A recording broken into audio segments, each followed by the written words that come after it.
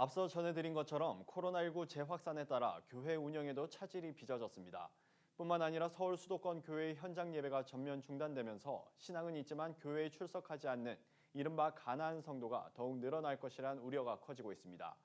최근 탈종교화나 개인의 만족을 추구하는 욜로와 같은 사회 현상과 맞물려 이러한 현상은 더욱 가속화될 것으로 보이는데요. 김민주 기자가 보도합니다.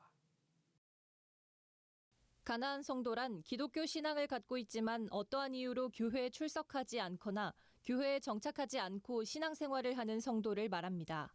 최근 들어선 탈종교나 개인의 만족을 추구하는 욜로와 같은 사회적인 분위기 또한 교회 출석을 꺼리게 만드는 이유가 되고 있습니다.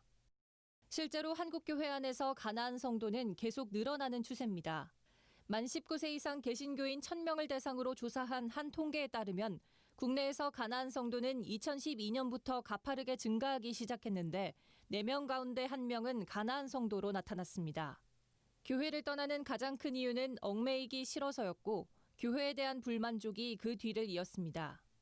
올해는 코로나19 상황까지 겹치면서 교회를 떠나는 가나안 성도가 급증할 것이란 우려가 커지고 있습니다.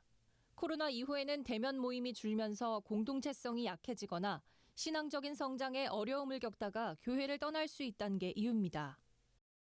지난번 4월 달에 저희가 개신교인들 대상으로 조사를 했더니 온라인 예배든 현장 예배든 하나도 드리지 않은 비율이 한 13% 정도 되는데요. 최근 저희가 조사한 바에 한 20%까지 올라가 있어요. 어쨌든 오프라인으로 안 가니까 그만큼 관계성이 느슨해질 거 아니에요. 그러다 보니까 전체적으로 추론해보면 가난한 성도가 늘어난다고 봐야죠.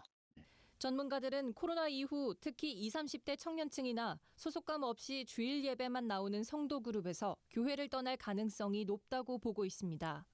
특히 최근 코로나19가 일부 교회를 중심으로 재확산되면서 이러한 현상이 두드러질 것이란 우려가 커지고 있는 상황입니다.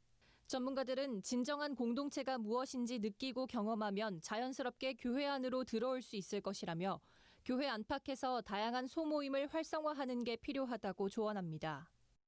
교회 안에 있는 다양한 소그룹들을 활성화해서 이들이 보다 친숙한 관계들 속에서 끈끈한 어떤 신앙적인 지원도 받고 격려도 받고 그러면서 신앙생활들을 좀 더 성숙하게 할 수 있도록 그런 환경을 만들어주는 것이 매우 중요하다고 생각을 하고요. 교회 밖에서도 신앙이 잃지 않을 수 있도록 다양한 어떤 신앙 모임, 신앙 관련된 동아리라든지 신회라든지 코로나19 재확산으로 현장 예배가 또다시 어려워진 가운데 교회의 공동체성을 어떻게 세워나갈지에 대한 고민이 시급해졌습니다.